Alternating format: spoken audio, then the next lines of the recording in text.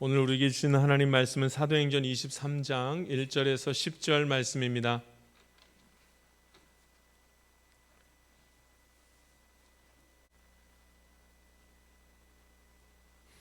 제가 봉독하겠습니다. 하나님 말씀입니다. 바울이 공회를 주목하여 이르되 여러분 형제들아, 오늘까지 나는 범사의 양심을 따라 하나님을 섬겼노라 하거늘 대제사장 아나니아가 바울 곁에 서 있는 사람들에게 그 입을 치라 명하니 바울이 이르되 회칠한다미요 하나님이 너를 치시리로다. 내가 나를 율법대로 심판한다고 앉아서 율법을 어기고 나를 치라 하느냐 하니 곁에 선 사람들이 말하되 하나님의 대제사장을 내가 욕하느냐. 바울이 이르되 형제들아, 나는 그가 대제사장인 줄 알지 못하였노라. 기록하였으되 너의 백성의 관리를 비방하지 말라 하였느니라 하더라. 바울이 그 중 일부는 사두개인이요 다른 일부는 바리새인인 줄 알고 공회에서 외쳐 이르되 여러분 형제들아, 나는 바리새인이요 또 바리새인의 아들이라. 죽은 자의 소망 곧 부활로 말미암아 내가 신문을 받노라. 그 말을 한즉 바리새인과 사두개인 사이에 다툼이 생겨 무리가 나누어지니 이는 사두개인은 부활도 없고 천사도 없고 영도 없다 하고 바리새인은 다 있다 함이라. 크게 떠들새 바리새인 편에서 몇 서기관이 일어나 다투어 이르되 우리가 이 사람을 보니 악한 것이 없도다. 혹 영이나 혹 천사가 그에게 말하였으면 어찌하겠느냐 하여 큰 분쟁이 생기니 천부장은 바울이 그에게 찢겨질까 하여 군인을 명하여 내려가 무리 가운데서 빼앗아 가지고 영내로 들어가라 하니라. 아멘. 양심을 따라 사는 믿음의 삶이라는 제목으로 주의 말씀 함께 나누도록 하겠습니다. 여러분, 하나님은 참 의로우시죠. 하나님은 거룩하신 분이죠. 하나님 깨끗하신 분이죠. 하나님 순결하신 분이죠. 그 하나님을 만나려면 우리도 순결해야 됩니다. 여러분, 우리가 하나님을 만나지 못하는 이유는 그 순결하신 분을 만나려면 나도 순결하고 거룩해야 되는데 그렇지 못하기 때문에 못 만나는 겁니다. 하나님은 의로우시기 때문에 의로운 사람만 만나십니다. 하나님은 거룩하시기 때문에 거룩한 사람만 만납니다. 더러운 사람은 하나님께서 만나주실 수가 없습니다. 너무 거룩하신 분이기 때문에. 그럼 너무나 당연하죠. 이제 내가 하나님을 만나고 싶은데 하나님을 못 만났다. 그럼 여러분, 뭐가 해결이 안 된 거예요? 죄에 대한 문제가 해결이 안 되면 하나님을 만날 수가 없습니다. 오늘 예수님을 의지함으로 말미암아 내 죄에 대한 사함이 이루어져서 하나님을 만나는 자리까지 꼭 나아갈 수 있게 되기를 간절히 바랍니다. 놀랍게 우리는 내가 내 죄가 무엇인지 알아도 스스로 내 죄를 사할 능력이 내게 없기 때문에 내 힘으로는 하나님께 갈 수가 없습니다. 하나님 예수 그리스도의 보혈을 의지하지 않고는 하나님께로 갈 자가 없고 하나님을 만날 자가 없습니다. 여러분, 하나님 만나기를 간절히 원한다면 예수님의 보혈을 의지하는 지혜로운 믿음의 사람들이 되기를 간절히 바랍니다. 하나님께서 인간을 창조하신 다음에, 하나님께서 인간을 만드신 다음에 하나님은 인간과 아주 밀접하고 친한 관계를 갖기를 원하셨습니다. 이 말이 무슨 말이에요? 하나님이 우리를 만나기를 원하신다는 거예요. 인간만 하나님을 만나기를 원하는 게 아니라 하나님도 우리를 만나기를 원하셨습니다. 하나님이 나를 창조하셨기 때문에. 근데 여러분, 하나님과 우리의 격차가 너무 나잖아요. 하나님 너무 순결한 분이고 우리는 너무 죄 많은 자라 거룩하신 하나님을 대할 수가 없는 거잖아요. 그래서 하나님이 어떻게 하셨냐면 예수님 보내주신 거예요. 예수님 믿는 자만이 하나님을 만나는 자리까지 갈 수 있다고 그래서 계속 말씀하시는 거예요. 그러면 여러분, 하나님 만나기를 원합니까? 거룩해져야 됩니다. 거룩해지기를 참으로 원하십니까? 내 힘으로 되지 않기 때문에 예수님의 이름을 부르는 자만이 거룩함으로 옷 입어서 하나님을 만나는 자리까지 반드시 나아가게 될 줄 믿습니다. 여러분, 이 일은 반드시 가능합니다. 왜냐하면 나만 하나님을 만나고 싶은 것이 아니라 하나님도 나를 만나고 싶어 하기 때문에 이 일은 반드시 이루어집니다. 뭐만 하면요, 예수님을 찾고 그 보혈로 내 죄가 사해지기를 간구한다면 주님을 만나는 자리, 하나님을 만나는 자리를 저와 여러분이 갈 수밖에 없는 것입니다. 그럼 더 이상 이 어둠의 세계에서 머물면서 사단이 주는 그 고통과 염려와 신음 속에 있지 않기를 원합니다. 염려라는 고통과 아픔이라는 고통과 외로움이라는 고통과 두려움이라는 그 고통 속에서 벗어날 수 있습니다. 이 벗어날 수 있는 방법은 하나밖에 없습니다. 예수님을 부르짖어 찾음으로 예수님이 나를 거룩하게 옷 입혀주시면 그러면 하나님 만날 수 있습니다. 할렐루야. 예수님을 찾을 수 있게 되기를 간절히 바랍니다. 이제 바울이 하나님을 내가 섬겼습니다. 나는 지금 하나님을 섬기고 있습니다. 그 거룩하신 하나님을 내가 섬기고 있었습니다. 이렇게 말할 때에 그가 하나님께서 주신 그 무엇인가로부터 나는 하나님을 섬길 수 있었습니다라는 고백이 시작됩니다. 그 고백이 뭐냐면 무엇으로 인하여서 그렇게 되냐면 양심입니다. 양심을 따라서 나는 그 거룩하신 하나님을 만났고 그를 섬깁니다. 이렇게 얘기하고 있어요. 그 지금 중요한 것이 무엇이냐면 양심이에요. 바울이 유대인과 이방인들에게 복음을 전하면서 한 말이 뭐냐면 양심에 관한 말을 시작하면서 복음에 대한 말씀이 선포되는 것을 봅니다. 바울이 어떻게 하나님을 만났는가? 양심을 따라 하나님을 만났고 양심을 따라 하나님을 섬겼다고 말씀하고 있습니다. 그러니까 여러분 이 양심이 믿음과 깊게 관련이 있습니다. 내 믿음이 강하다, 내가 믿음이 약하다, 연약하다, 흔들렸다, 이거 다 뭐하고 관련이 있냐면 양심과 깊게 관련되어 있는 것입니다. 1절 말씀 한번 읽어보겠습니다. 우리가 같이 1절 읽습니다. 시작. 바울이 공회를 주목하여 이르되 여러분 형제들아 오늘까지 나는 범사의 양심을 따라 하나님을 섬겼노라 하거늘. 아멘. 그렇죠? 바울이 부활하신 예수님을 만나서 예수님을 전하려고 할 때 그가 그렇게 할 수 있었던 가장 큰, 주저하지 않고 예수님을 전할 수 있었던 것은 양심을 따라 했다는 거예요. 양심을 따라. 그러니까 하나님의 뜻을 양심이 자꾸 알려주는 거예요. 그러니까 사도 바울이 생각해 보세요. 계속해서 복음 전할 때마다 누구한테 두드러 맞고 어디 가서 협박받고 막 이랬어요. 복음이 전하고 싶었을까요? 전하고 싶지 않았을까요? 이 정도로 두드러 맞고 도망 다녀야 되면 이제 전하고 싶지 않죠. 근데 양심이 뭐라 그래요? 그게 하나님의 뜻이라. 그게 하나님의 뜻이라. 그게 하나님의 뜻이라. 이걸 자꾸 주는 거예요. 그러니까 자기가 뭐라 그러냐면 내가 양심을 따라 범사에 하나님을 섬겼습니다. 이렇게 얘기하는 거예요. 양심. 그 속에서 그렇게 말을 하니까 그래서 내가 섬겼습니다. 여러분 이 양심이 굉장히 중요합니다. 양심을 따라 내 속에서 말씀하시는 양심의 말을 따라서 하기 시작하면 하나님을 섬기는 일들이 속히 일어나게 될 줄 믿습니다. 그럼 양심이 뭔가? 우리가 생각하는 그 양심이에요. 우리가 생각하는 그 양심. 우리가 이해하는 양심. 그러니까 우리 흔히 이런 말을 하죠. 사람이 양심이 있어야지. 이런 말 많이 하죠. 사람이 양심이 있어야지. 악한 일을 하지 말라는 거예요. 양심이 말하는 대로 하면 악한 일을 할 수 없다는 거예요. 사람이 양심이 있어야지.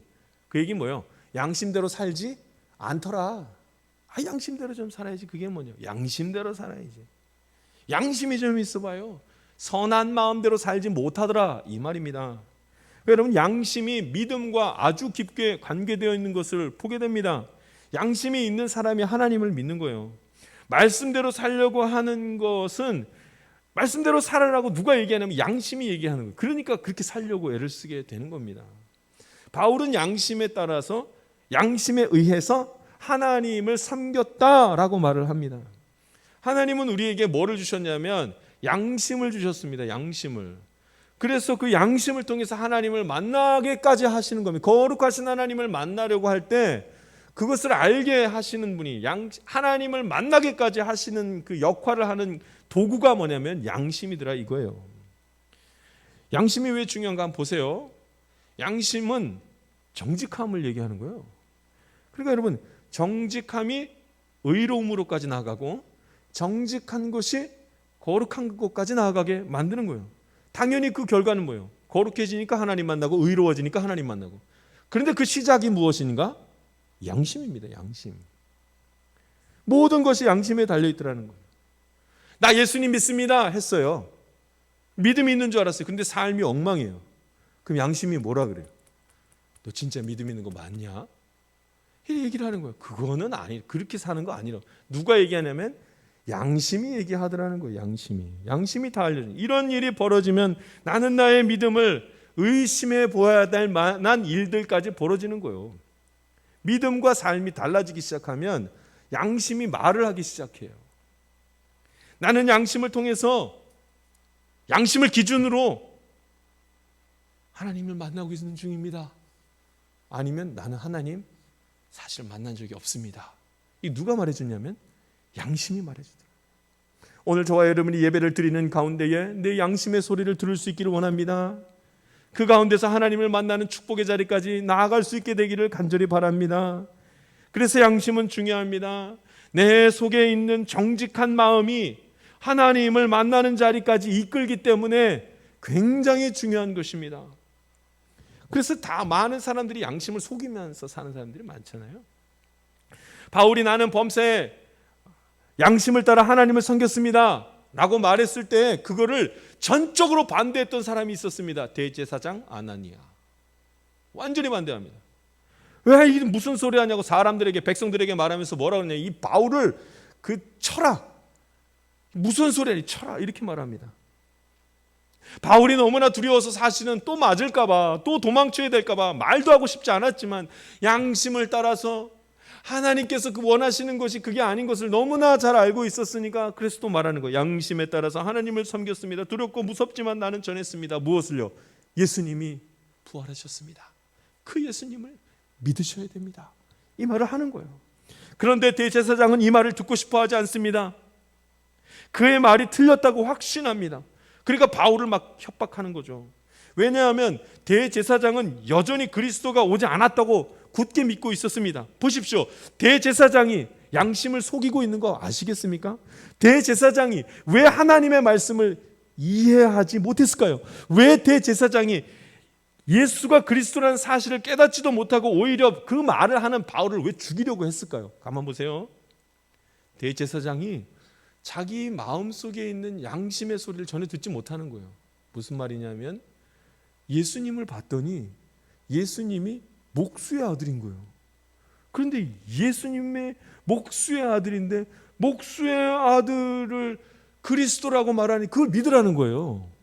그러니까 무슨 말입니까? 이 영적 권위가 자기가 떨어질 것 같으니까 그거 안 하는 거예요. 양심에서는 다른 소리를 하는데 자기가 생각해 봤더니 내가 목수의 아들을 믿어야 된단 말이야? 내가 대제사장인데?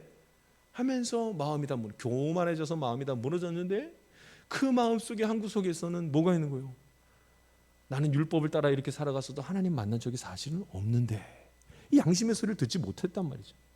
또 한 가지가 있습니다. 이 대제사장이 그렇게 예수님한테 뭐라고 했는데 사실 예수님이 부활하시기 전에 사역하시면서 누구에게 가장 많이 비난했냐면 대제사장들을 제일 많이 비난했습니다. 율법만 믿으면 뭐하냐, 삶이 엉망인데 하면서 예수님이 가장 많이 비판하셨거든요. 그러니까 여러분, 대제사장이 그 말을 듣고 너무 찔리는 거예요. 너무 찔리면 알겠습니다, 예수님 믿겠습니다 이래야 되는데 너무 찔리니까 맞는 말을 하니까 오히려 어떻게 해요? 자기 죄를 감추려고 예수님을 죽여버리는 거예요. 양심에 완전히 반대되는 행동을 지금 하는 거예요. 양심에 반대되는 모습으로 막 나가는. 그러니까 하나님을 만나는 자리로 가는 게 아니라 그 반대 자리로 가면서 예수님 믿으려고 하는 사람까지 핍박하는 일이 나타났다는 말씀입니다. 양심의 소리를 듣지 못해서. 대제사장들은 자신들의 양심을 완전히 속이면 양심이 다 굳어버린 거예요. 그렇게 살지 않겠다고. 자기를 핍박하고 정말 자기 속을 들여다보고 있는 예수님을 완전히 반대하는 것을 보게 됩니다. 자신이 하나님의 말씀을 따르지 않는 것으로 부끄러워하지 않았습니다. 몸으로는 율법을 따르지만 그 마음은 아무런 변화가 일어나지 않았음에도 불구하고 그걸 이상하게 여기지 않았습니다. 대제사장들이 그 마음이 그 양심대로 따르지 못하면서 하나님의 말씀이 나에게 능력이 되지 못한다는 것을 알고 있으면서도 따라가지 못하는 거예요. 다 반대로 합니다.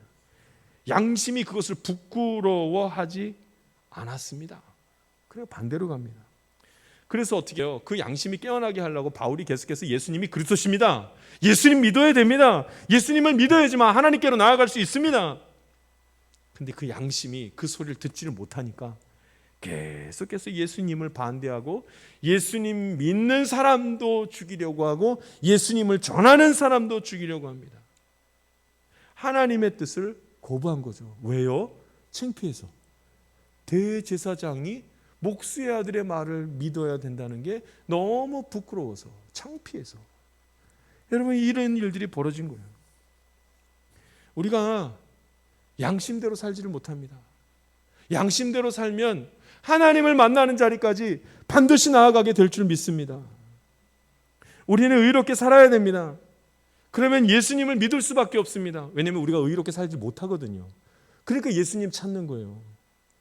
양심이 뭘 알려주냐면 당신은 의롭게 살 수 없습니다를 알려주는 거예요, 나한테.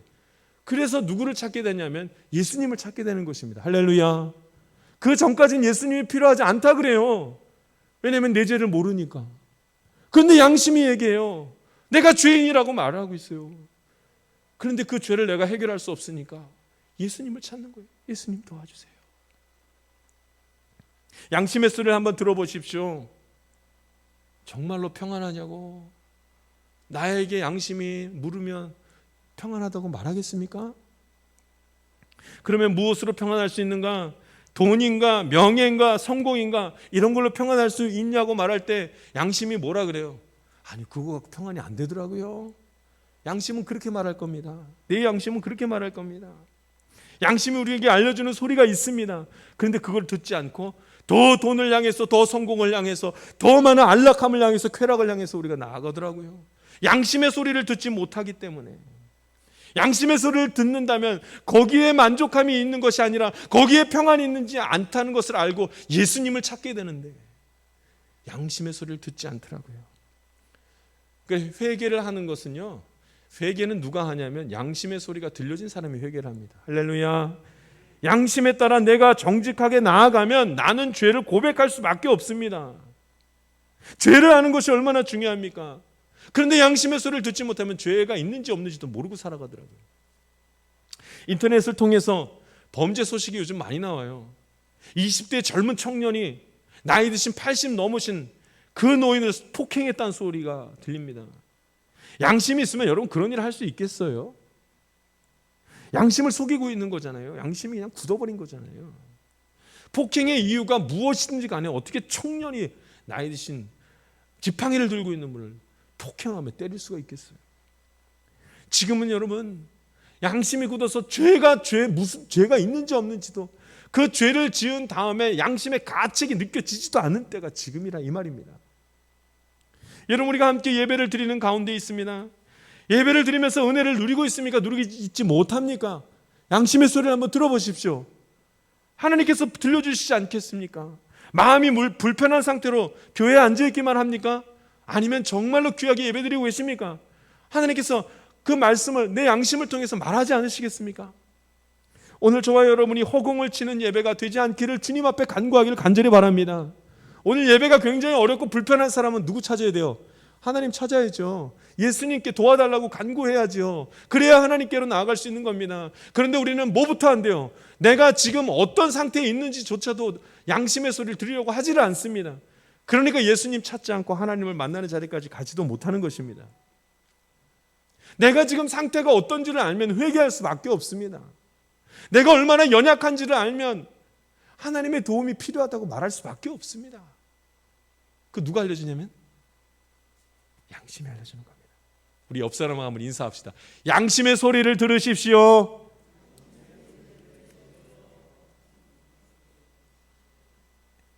내 속에서 하는 소리를 내가 좀 들을 수 있어야 됩니다. 거기에 정직하게 되면 하나님께로 반드시 나아갈 수가 있습니다. 양심을 가만 들여다봤더니 이건 도저히 이거는 내가 가식적인 걸 내가 스스로 압니다. 그런데 이 가식적인 나를 내가 해결할 수 없기 때문에 예수님 자꾸 찾습니다. 예수님 도와주십시오. 그랬더니 어느새 내가 하나님께로 나아가고 있더라고요. 할렐루야. 하나님은 정직하신 분이십니다. 그러므로 정직한 사람이 하나님을 만납니다. 우리는 우리가 죄인이라서 하나님을 못 만난다고 생각합니다. 그러나 사실은 내가 죄인임을 고백하지 않아서 하나님을 만나지 못하는 것입니다. 고백하면 사함받는데, 내 죄를 고백하고 하나님을, 예수님을 찾으면 내가 사함받고 하나님을 만나는데 내가 양심을 속이기 때문입니다. 누군가가 나를 향해서 죄인이라고 말하면 그 소리가 듣기 싫어서 양심을 속이는 일이 벌어지는 겁니다. 그러나 하나님은 정직한 사람을 찾습니다. 하나님은 의로운 사람을 찾습니다. 하나님은 양심을 따라 사는 사람을 찾고 있습니다. 믿음의 사람을 찾고 있습니다. 그 사람이 하나님을 만나는 기쁨에 동참하게 될 것입니다. 양심을 따라 사는 것이 참 어려워요. 너무나 어렵습니다. 그게 믿음과 그렇게 관련이 되어 있는데도 양심을 따라 살지 못할 때가 많다는 말이죠. 바울이 복음을 전할 때 사두개인들하고 그 다음에 바리새인들한테 복음을 전했습니다. 사실은 사두개인들하고 바리새인이 완전히 맨날 싸웠어요. 교리가 달라가지고 둘이 싸웠어요. 사두개인들은 부활이 있다, 부활이 없다, 영도 없다, 아무것도 천사도 없다 이렇게 주장하는 그 교리가 그 교리예요. 사두개인들. 바리새인은 다 있다. 그래서 둘이는 절대 친하지 않고 계속 싸웠습니다. 그런데 딱 한 번 서로 연합할 때가 있었습니다. 언제요? 지금이죠. 언제요? 바울이 예수님은 부활하셨습니다. 이 예수님을 믿어야 됩니다. 그랬더니 둘이 딱 연합해가지고 바울 죽이려고 달려드는 거예요. 어떻게 예수님이 하나님의 아들이냐? 어떻게 그 사람이 부활이냐? 하면서 막 달려든 거예요. 그런데 두 종파가 합쳐가지고 바울을 비난하다가 한꺼번에 갑자기 다시 둘이 팍 싸우는 일이 벌어집니다. 왜요? 다시 교리 때문에, 믿음 때문에, 잘못된 믿음 때문에 다시 싸움이 일어나는 것을 보게 됩니다. 사두개인들이 뭐라 그러냐면 사두개인들이 우리는 부활도 안 믿고 천사도 안 믿고 영도 안 믿습니다. 여태까지 그렇게 살아왔습니다. 그러니까 예수가 그리스도라는 거, 부활하셨다는 거 그거 안 믿습니다. 여러분 왜 이런 잘못된 믿음이 사두개인들에게 들어갔는지 아십니까? 양심을 따라 살지 못했기 때문입니다. 그냥 율법만 붙들고 있으면 그러면 자기들이 천국 가는 줄 알고 있었습니다. 그들에게는 부활도 없고 영도 없고 천사도 없다고 그걸 믿어야지만 천국 간다고 생각했습니다. 그런데 그걸 믿고 있어도 내 삶은 변하지 않고 그걸 믿고 있어도 소망이 생기지 않는 걸 스스로 알고 있습니다. 그런데도 예수님이 부활하셨습니다. 예수님이 하나님의 아들입니다. 이걸 믿지 못하는 거예요. 양심이 자기를 속이고 있는 소리를 듣지 못하면 여러분 잘못된 믿음으로 계속 살아가게 되는 겁니다. 이번에는 바리새인들입니다. 바리새인들이 어떻게 말하는가? 그들은 부활도 믿고 천사도 믿고 영도 믿고 다 믿었습니다. 그러면 이제 믿을 만하지 않습니까? 그러니까 우리 9절 말씀 한번 읽어보겠습니다. 9절 말씀 한번 읽겠습니다. 읽습니다. 시작. 크게 떼어들세 바리새인 편에서 몇 서기관이 일어나 다투어 우리가 이 사람을 보니 악한 것이 없도다. 혹 영이나 혹 천사가 그에게 말하였으면 어찌하겠느냐. 여러분 여기 보면은 바리새인들이 처음에는 예수 그리스도 완전히 없다고 그런 사람이 어디냐 그거 믿을 수 없다고 예수가 그리스도라는 사실 부활하셨다는 사실 안 믿는다고 막 이렇게 말해서 바울을 죽이려고 하다가 나중에는요 우리가 봤더니 이 사람 죄가 없는 것 같다 이렇게 말을 해요.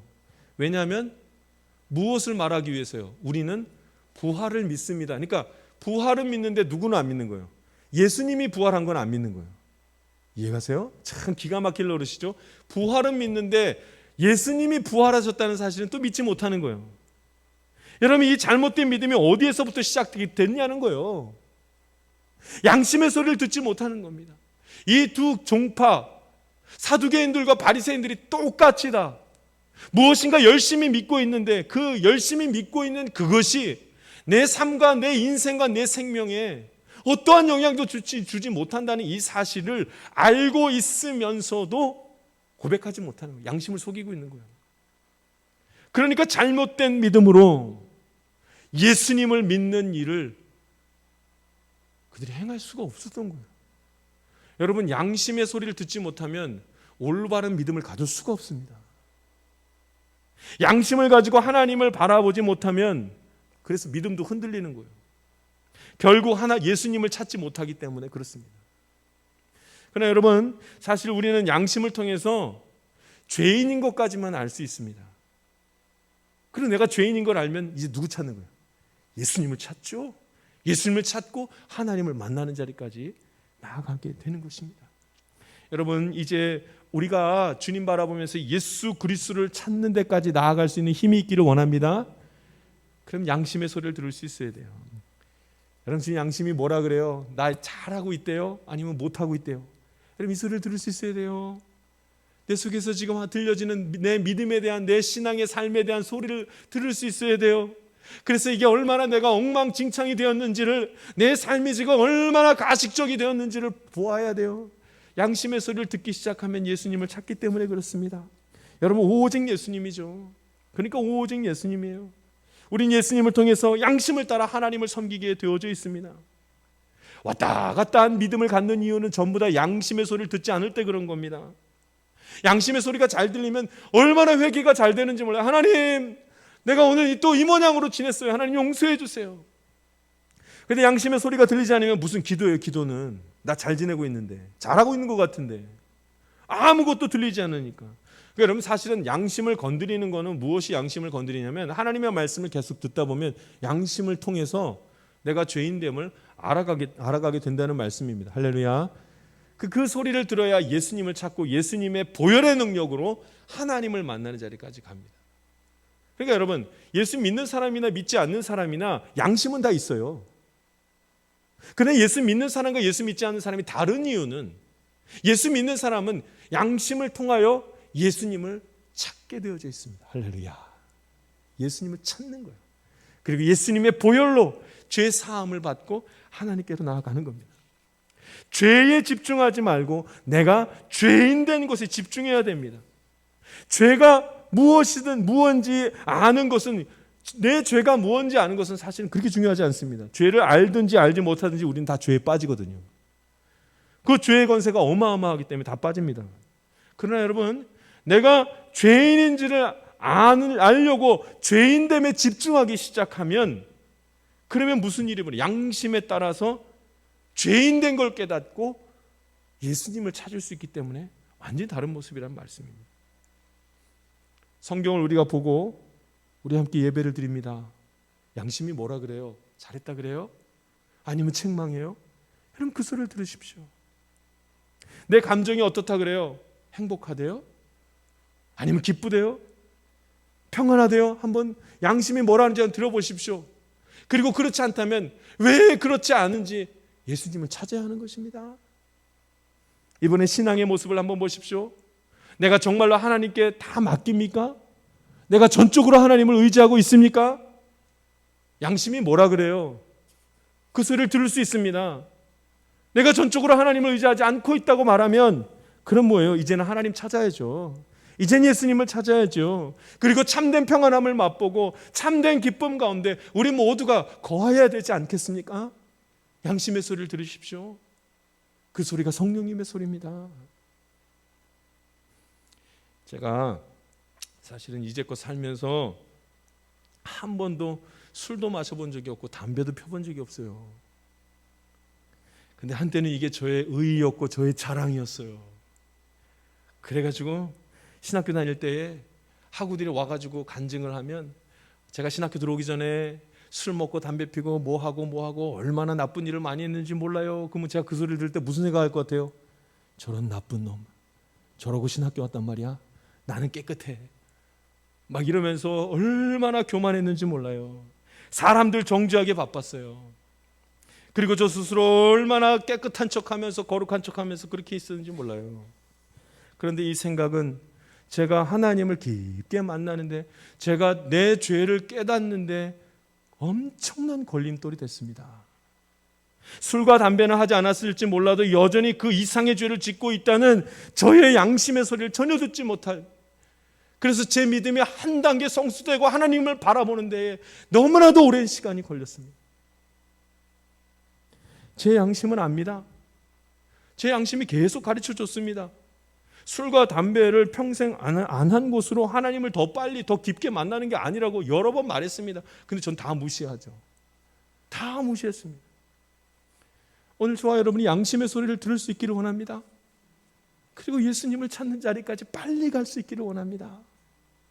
교회에 왔다고 하나님을 만난 것이 아니라 말씀이 나의 안에 들어와서 평안히 진정으로 내게 머물게 되었을 때 하나님을 정말로 만났단 말씀입니다. 할렐루야. 양심의 소리가 들려질 때 그 소리에 따라 정직하게 행하면 하나님을 만나는 자리까지 갈 수가 있습니다. 내가 죄인됨을 말할 때 깨닫고 예수님의 십자가의 보혈을 의지하며 나아갈 때만이 하나님을 만나는 축복의 자리에 귀하고 복되게 서게 될 줄 믿습니다. 같이 기도하겠습니다. 살아계신 하나님 아버지, 오늘도 주의 말씀을 함께 나누게 해주시니 감사를 올려드립니다. 하나님, 솔직하게 주님 앞에 정직하게 나아갈 수 있게 하여 주시옵소서. 죄인됨을 깨닫게 하시고 예수님을 찾게 하시며 거룩한 하나님을 만나는 자리까지 우리가 날마다 나아갈 수 있도록 주님 도와주시옵소서. 오늘도 은혜 베푸시며 우리와 동행하시는 우리 구주 예수 그리스도 이름으로 기도하옵나이다. 아멘. 세상 가운데로 나아가는 성도 여러분, 하나님은 거룩하게 된 자만 만나주십니다. 양심의 소리를 들으십시오. 내 안에서 들리는 그 양심을 통한 소리가 바로 성령의 소리입니다. 믿음의 길을 가는 주의 자녀들이 평생 하나님만 의지하며 그 삶이 거룩해지기를 원한다면 매 순간마다 양심을 따라 살아갈 수 있어야 합니다. 내게 유익이 되더라도 부정한 것을 버릴 줄 알고, 내게 기쁨이 되더라도 악한 것이면 포기할 줄 아는 공의로운 자들이 되기를 원합니다. 내가 양심의 소리를 지켜 예수 그리스도를 찾을 때마다 하나님은 나를 만나 주실 것입니다. 그리고 믿음을 향한 용기와 하나님을 향한 사랑을 귀히 보시고 나를 위로하시며 하늘로부터 내려오는 평안 가운데 거하게 하실 것입니다. 오직 양심을 따라 믿음의 길을 가십시오. 지금은 우리 주 예수 그리스도의 은혜와 하나님의 놀라우신 사랑과 성령님의 감동과 교통 충만하신 은총이 양심의 소리를 크게 듣고 주님 주시는 평안 가운데 거하기를 원하는 하나님의 귀한 자녀들 가운데 지금부터 영원토록 함께하기를 간절히 축원하옵나이다. 아멘.